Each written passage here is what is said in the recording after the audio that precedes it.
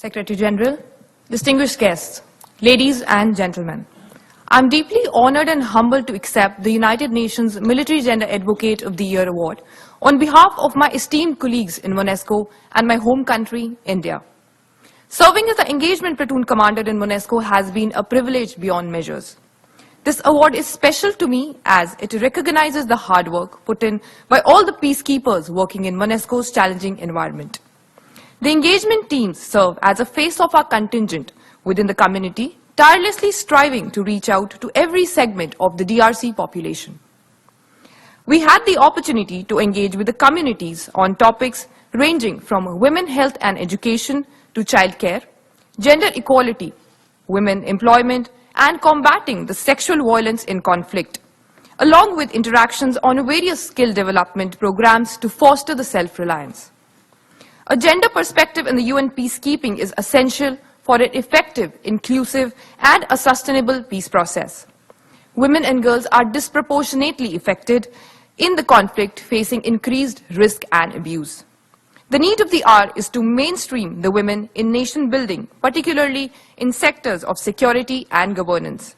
We as peacekeepers should continue to address the needs of all those affected in the conflict and act as a role models for the society to implement a gender-sensitive approach for a lasting peace.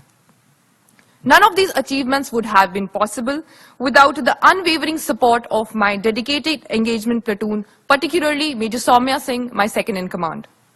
I'm also deeply grateful for the guidance and encouragement of my contingent, the cooperation of all the mission stakeholders, as well as the steadfast support of my parents.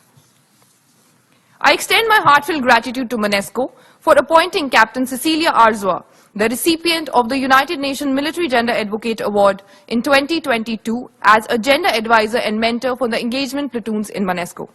Her vast experience enriched our contribution.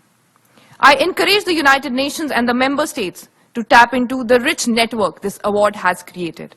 And I also hope to see one day a peacekeeper of another gender being awarded this prestigious award. Gender-sensitive peacekeeping is everyone's business, not just us, the women.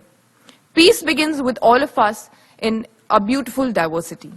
And ultimately, my greatest source of inspiration has been the indomitable spirit of the Congolese people. Their courage, resilience, and sacrifice motivated us as peacekeepers uphold the value of honor, integrity, and service before self. I pray for a lasting peace and stability in the Democratic Republic of Congo. Long live the United Nations. Thank you.